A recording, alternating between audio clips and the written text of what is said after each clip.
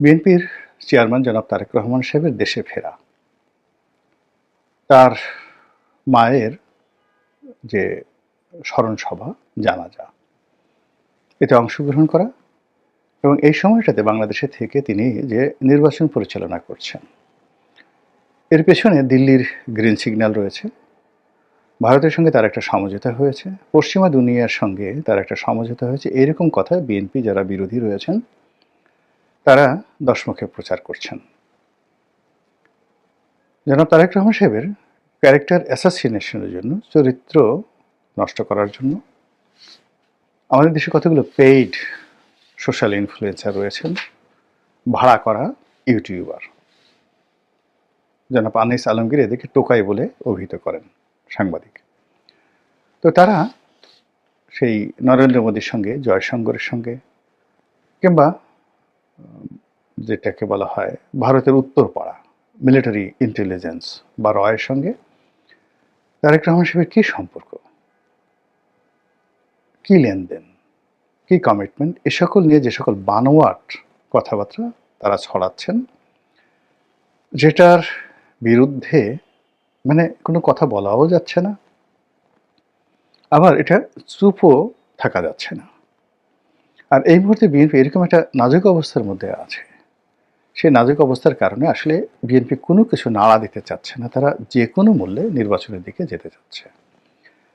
কিন্তু বিএনপি যেভাবে খুব সহজে নির্বাচনী বৈতরণী পার হতে চাচ্ছে, আমার কাছে বিষয়টা অতটা সহজ সরল মনে হচ্ছে না। প্রথমত বিএনপি সেই জুলাই আগস্ট বিপ্লবের পর ধরে নিয়েছিল যে তারা নির্বাচন অতি দ্রুত আদায় করতে পারবে এবং 2024 সনের ডিসেম্বর মাসেই নির্বাচনে তারা একটা টার্গেট করেছিল। এবং ওই সময় আপনাদের মনে আছে যে বিএনপি জনসভা করে সেই ডিসেম্বর মাসের মধ্যে 2024-এর ডিসেম্বরের মধ্যে নির্বাচন তারা দাবি করেছিল। পরবর্তীতে আবার সেটি তারা পিছিয়ে আনে এবং তারা 2025 সনের ডিসেম্বরের মধ্যে নির্বাচনের জন্য জিদ ধরে। এবং এখানে এমন একটা পর্যায়ে চলে আসে যে স্বয়ং তারেক রহমান সাহেব লন্ডন থেকে পয়েন্ট অফ নো রিটার্নে চলে যান যে 2025 সনের ডিসেম্বরে নির্বাচন দিতেই হবে। এরপর যখন ডক্টর মোহাম্মদ ইউনূস হঠাৎ করে খুব বিপদে পড়ে গেলেন এবং ওই সময়টিতে তার আসলে তারেক রহমান সাহেবের সাহায্য সহযোগিতা খুব দরকার ছিল, তিনি ইংল্যান্ডে গেলেন। মূলত গেলেন ইংল্যান্ডে রাজার কাছ থেকে একটা পুরস্কার তিনি গ্রহণ করবেন, এটার ওসিলায়, কিন্তু তার আসল উদ্দেশ্য ছিল তারেক রহমান সাহেবের সঙ্গে বৈঠক। এবং তিনি সেই বৈঠকে তারেক রহমান সাহেবের সঙ্গে যে সমঝোতা করলেন, সেখানে এই যে এখন যে নির্বাচনের শিডিউলটি ঘোষণা করা হয়েছে মূলত সেই সমঝোতার ফল। বিএনপি এখন পর্যন্ত ডক্টর মোহাম্মদ ইউনূসের কমিটমেন্ট এবং নির্বাচনের তফসিল এবং ডিসেম্বর মাসের তাদের যে টার্গেট ছিল 2025-এর, সেটার পরিবর্তে 2026-এর ফেব্রুয়ারিতে যে নির্বাচন হচ্ছে, এটার উপর পরিপূর্ণ আস্থা এবং বিশ্বাস রেখে চারিদিকে যে আওয়াজগুলো হচ্ছে, কথাবার্তাগুলো হচ্ছে, কনস্পিরেসির যে সকল শব্দ শোনা যাচ্ছে, সব কিছুকে অ্যাভয়েড করে তারা বিপুল বিক্রমে সামনে এগিয়ে যাচ্ছে। এখানে যে সমস্যা, সেই সমস্যা হলো যে আমাদের দেশের প্রচলিত প্রথা হলো বাড়া ভাতে সবসময় ছাই পড়ে, এটাই বাস্তবতা। তো সেক্ষেত্রে একেবারে তীরে এসে নৌকা ডোবা, বাড়া ভাতে ছাই পড়া, এই জিনিসগুলো যে বাঙালির প্রাত্যহিক জীবনে অহরহ ঘটে এবং বাংলা প্রবাদ এবং প্রবচনে যে এই জিনিসগুলো থাকে, এই বিষয়গুলো আমাদেরকে স্মরণ রাখতে হবে। ফলে বিএনপি যে নির্বাচনের পথে যাচ্ছে, গণতন্ত্রের পথে যাচ্ছে, এটা যেভাবে তারা মানে যে প্রাইম ফ্যাক্টর হিসেবে ট্রিট করে তারা যেভাবে এগুচ্ছে, তার সঙ্গে সঙ্গে তাদের বিরুদ্ধে যে চক্রান্ত হচ্ছে, যে দুর্নামগুলো, যে বদনামগুলো, যে কলঙ্কগুলো তাদের উপর আরোপ করার চেষ্টা করা হয়েছে, সেই বিষয়গুলো তাদেরকে মোকাবেলা করতে হবে এবং এটা না করলে বিএনপি ভুল করবে। এই মুহূর্তে বিএনপি বিরোধী যারা লোকজন আছে তারা বিএনপিকে ট্যাগ দিতে চাচ্ছে যে তারা ভারতের সঙ্গে একটি দস্তখত বা গোলামি চুক্তি স্বাক্ষর করে তারা বাংলাদেশে আসছে। সেই গোলামি চুক্তিগুলো কি হতে পারে? ইন্টারনেটে বিএনপি বিরোধী যারা লোকজন তারা বলে বেড়াচ্ছে যে শেখ হাসিনার জমানাতে ভারতের সঙ্গে যে দ্বিপাক্ষিক চুক্তিগুলো হয়েছে, কোনো রকম প্রশ্ন ছাড়া এই চুক্তিগুলো বাস্তবায়ন করতে হবে। আর এটা যদি জনগণের মধ্যে প্রচার করা যায়, ভারত বিরোধী মনোভাবকে চাঙ্গা করা যায়, তাহলে বিএনপি এবং আওয়ামী লীগকে ট্যাগ দিয়ে ভারতের দালাল হিসেবে একই ক্যাটাগরিতে ফেলানো যায় এবং সেই কাজটি যারা বিএনপি বিরোধী তারা করে যাচ্ছে। তারা আরও বলার চেষ্টা করছে যে সাবেক স্বৈরাচার, সাবেক ফ্যাসিবাদ শেখ হাসিনার সঙ্গে তারেক রহমান সাহেবের টেলিফোনে কথা হয়েছে, 7 মিনিট, 8 মিনিট, 10 মিনিট কথা হয়েছে। তারা বলার চেষ্টা করছে যে সংসদ ভবনে এসে জয়শঙ্করের সঙ্গে তারা ঘণ্টাধিক, 1 ঘণ্টার চেয়ে বেশি সময় তারা একান্ত বৈঠক করেছে। তারা বলার চেষ্টা করছে যে আওয়ামী লীগকে রাজনীতিতে পুনর্বাসন করার জন্য বিএনপি সাহায্য করবে এবং তারেক রহমান সাহেব প্রধানমন্ত্রী হওয়ার সঙ্গে সঙ্গে আওয়ামী লীগ প্রথমে রাজনীতি করার সুযোগ পাবে, এরপরে শেখ হাসিনা বাংলাদেশে আসার সুযোগ পাবে। এই সকল কথাবার্তা কিন্তু বলা হচ্ছে। তো এই সকল কথার কোনো জবাব হয় না, ফলে বিএনপি জবাব দিচ্ছে না, কিন্তু এগুলো তলে তলে কিন্তু ভীষণ রকম একটা এন্টি ভারত সেন্টিমেন্ট এবং এন্টি বিএনপি সেন্টিমেন্ট তৈরি হচ্ছে এবং এটা কাঁপছে, ট্রাম্বলিং ইন ফিয়ার। এর মধ্যে বিএনপির বেশ কয়েকজন নেতা, সালাউদ্দিন সাহেব, তারপর আমির খসরু মাহমুদ চৌধুরী, তাদেরকে ভারতের দালাল বানিয়ে নানা রকম ট্যাগ দেওয়া হচ্ছে।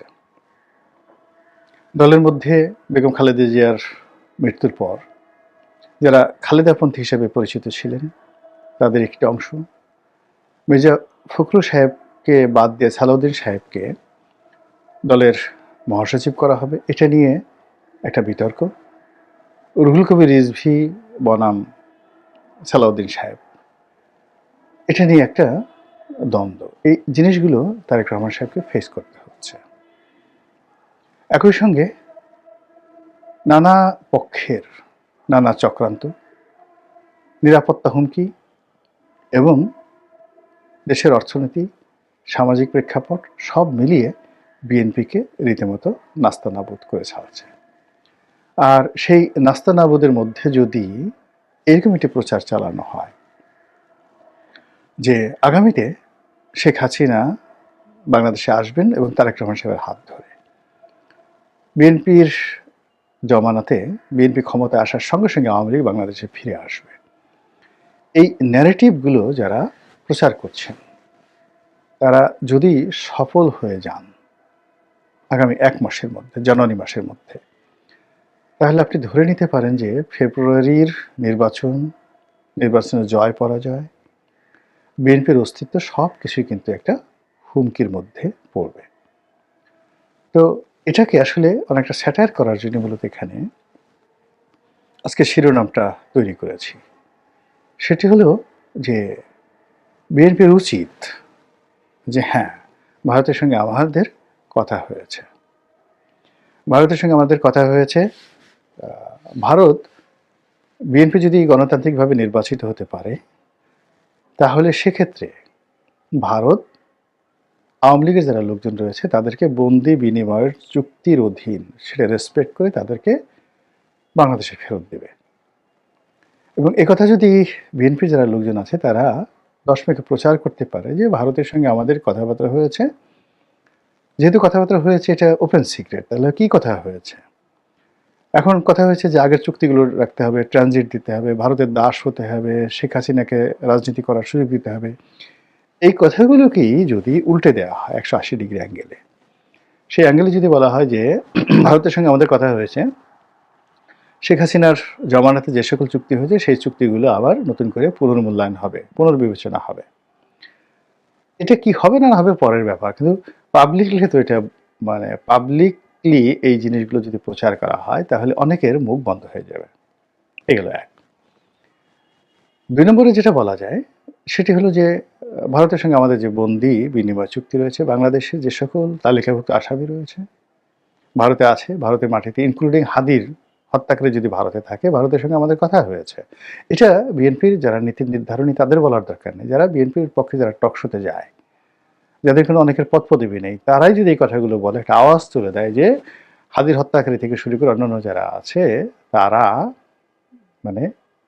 বাংলাদেশে বন্দি বিনিময় চুক্তি অনুযায়ী প্রত্যাবর্তন করা হবে তাদেরকে, এবং স্বয়ং শেখ হাসিনাকেও বাংলাদেশে বিচারের মুখোমুখি করার জন্য একটি গণতান্ত্রিক সরকারের অধীনে যে বিচারালয় থাকবে সেখানে ভারত তাদেরকে ফেরত দিতে রাজি।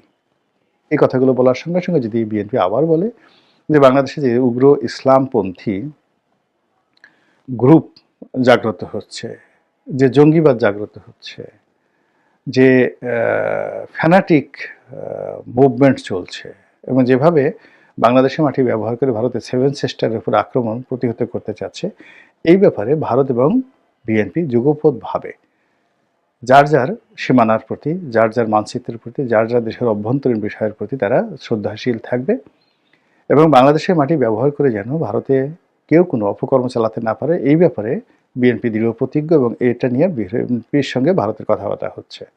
আর ভারতও তাকে নিশ্চয়তা দিয়েছে যে ভারতের সঙ্গে যে সকল বিষয় এখন অমীমাংসিত রয়েছে, সেই অমীমাংসিত বিষয়গুলো ভারত দ্রুত বিএনপির নেতৃত্বে নিষ্পত্তি করতে ভারত বিএনপির সাথে তারেক রহমান সাহেবের সাথে তারা প্রতিজ্ঞাবদ্ধ হয়েছে। এই কথাগুলো যদি তারা প্রচার করতে থাকে 10 মুখে, তাহলে এই যারা বিএনপি বিরোধী প্রচারণা করছে তাদের মুখে রীতিমতো চুনকালি পড়ে যাবে। এখন বিএনপির স্ট্রং মিডিয়া টিম আছে। তারেক রহমান সাহেবের নতুন প্রেস সেক্রেটারি যোগদান করেছেন, তার ব্যক্তিগত সচিব জনাব সাত্তার সাহেব, তিনিও দীর্ঘদিনের অভিজ্ঞতার সম্পন্ন বেগম জিয়ার সঙ্গে দীর্ঘদিন কাজ করেছেন। এখন এই যে সমস্যাগুলো এই মুহূর্তে হচ্ছে নির্বাচনের খুব অল্প সময়, এখানে 1 ঘন্টার মধ্যে যে কোনো পরিবেশ পরিস্থিতি নিয়ন্ত্রণের বাইরে চলে যেতে পারে, 180 ডিগ্রি অ্যাঙ্গেলে উল্টে যেতে পারে, সম্ভাবনা এখানে দুরবস্থায় পরিণত হতে পারে, আশীর্বাদ অভিশাপে পরিণত হতে পারে, এনিথিং হ্যাপেন। তো সেক্ষেত্রে যদি বিএনপি তার মিডিয়া সেলকে, তার প্রচারণাকে, তার প্রোপাগান্ডাকে ঠিক ওইভাবে শানিত না করে, তাহলে অনেক